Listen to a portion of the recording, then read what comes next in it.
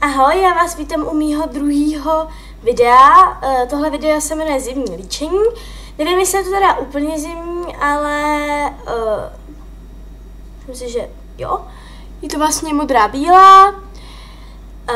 Možná se díváte, proč jsem namalovaný jenom jedno oko a druhý ne.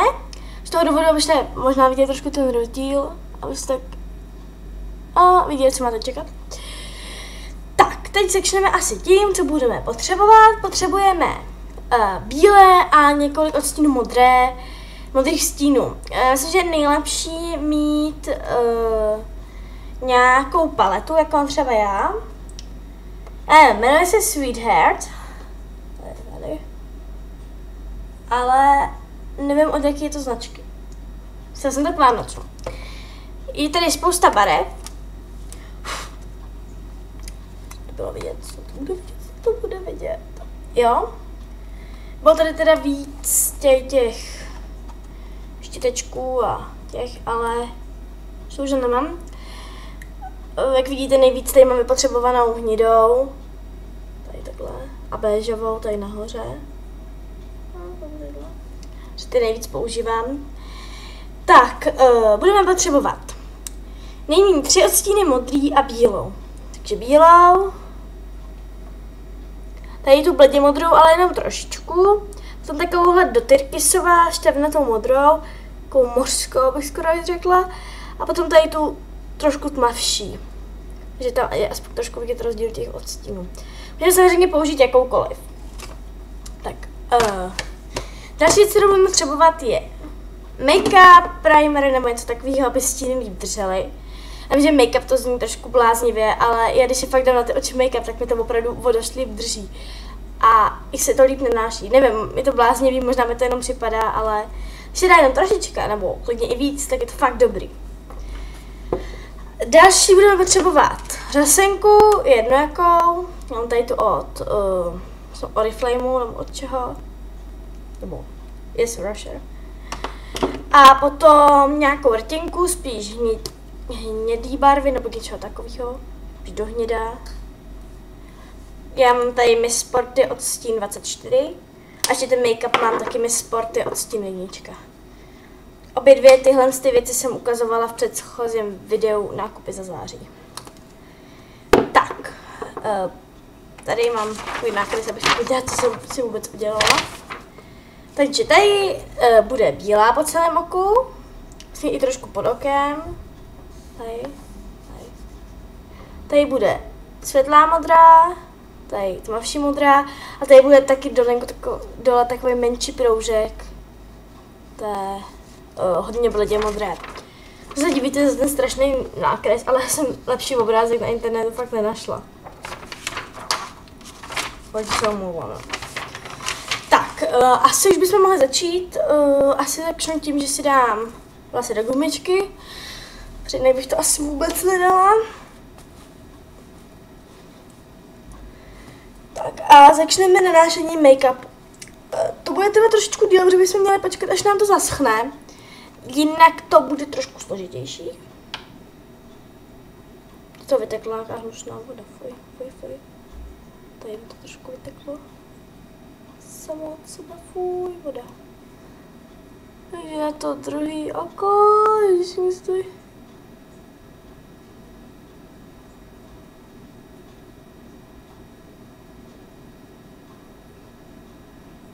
Takhle sama, a to je teďka hrozně.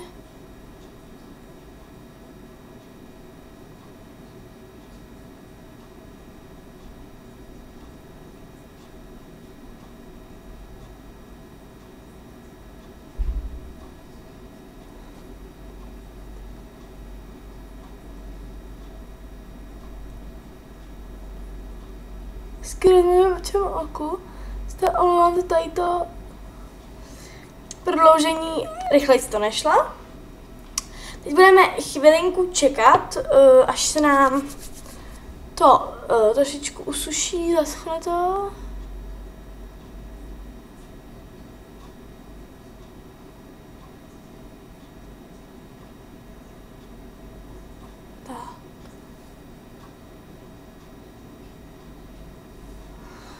Takhle, když to máme, tak samozřejmě zase čekáme.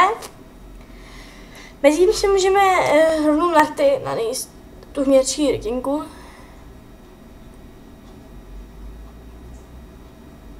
To je logicky, že já teda většinou rtinku nanáším jako poslední, ale tak teďka, to je jedno. Tak a další věc po zaschnutí, což mi ještě teda nezaschlo moc, je bílý stín. Nanáším ho přes úplně celé oko, ale chtěla bych říct, že hlavně k vnitřnímu koutku. Vidíte, tady takhle. To má vlastně taky víc to bílo. Takhle. Co to je vidět na té kameře? Určitě to není vidět. Jo? Že tady nejvíc to. A potom vlastně i pod obočí. Tak. Ještě nám to bohužel nezaschlo. Ještě bych chtěla říct, že nemusíme pořád používat jenom štětečky a takovéhle věcičky, ale můžeme použít prst, třeba já mám prostě jako pomocník úplně nejradši. Tak, když nám to zaschne, to chvilinku potom, a když si dělají dvě oči, tak je to lepší. Když děláme jenom jedna ještě na kameře, tak je to hodně blbý. Tak, když nám to zaschne, vezmeme bílý stín. Vidíte, mám ho na prstě. Taková vlastně úplně bílá, třpitivá. A já si třpitivá, prostě aby to byla bílá.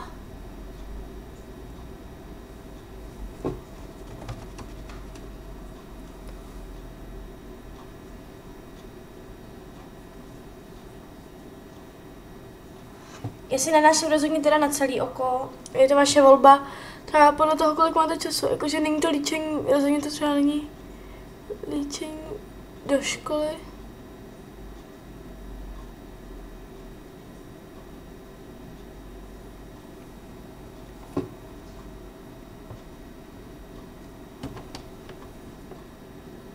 Protože nevím, jestli by vás s tímhle ve škole nevyhodili, protože možná by vás nevyhodili na poslední zvolnění, to ne, ale jinak. Možná i jo. A při nanášení bílé barvy to u bílý vlastně končí, že zase mám tady kraviny. Tak. Už jsme nějak tak nanesli tu bílou na oko, teď ještě vlastně jenom pod to obočí, tady takhle, tady. Je.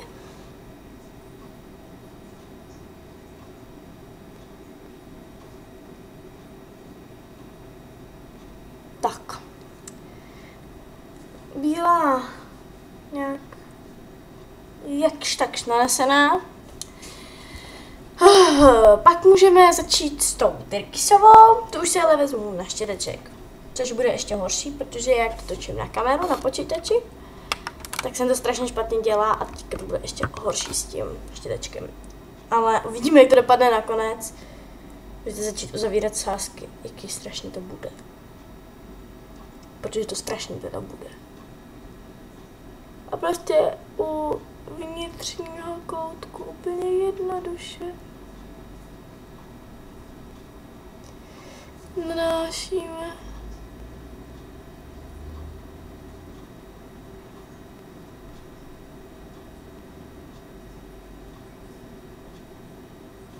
Tak. Vidíte, že jsme to takhle nahoru, bohužel. Tak to nevadí, můžeme jednoduše to protáhnout.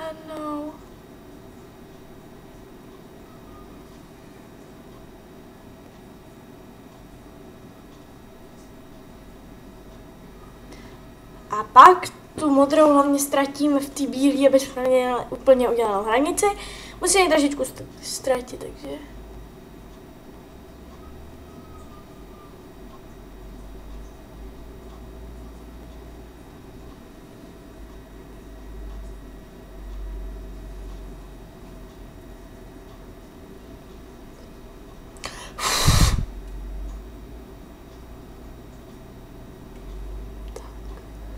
Teďka zase nanášíme hnedka tu tmavší barvu.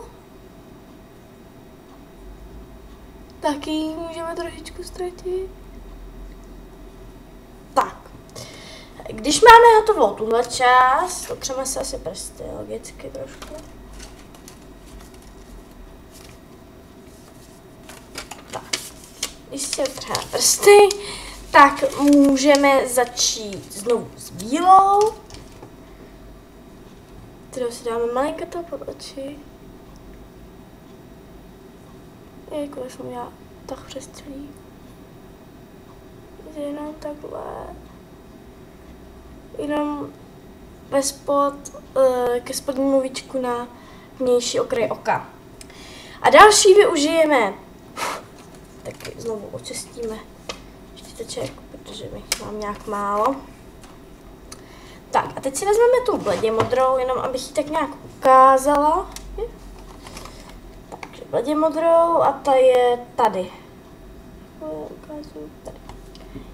Tak, tu bledě modrou jednoduše vezmeme. Doneseme hlavně na špičku. Takhle. Jo? A naneseme jenom takhle k řasám co nejblíže. Jenom aby tak malinko se to skrylo. Nemusí být až tak moc vidět, ale hlavně, že tam bude. A další věc, už naštěstí poslední, řasenka, kterou si normálně dáme na oči, úplně klasicky, nevím, jak si dáváte, jak máte rádi kartáčky, nic, můžeme dát jak na spodní, tak na horní.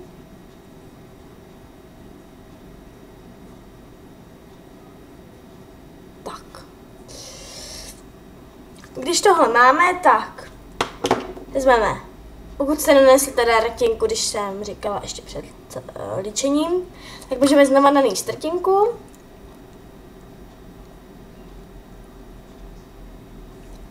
Dvakrát to nemá cenu, jedno, jo. A tady to už vlastně konec toho líčení. Bohužel se mi to na té kameře moc nepovedlo. Ale doufám, že se vám tohle bude někdy hodit a zatím ahoj.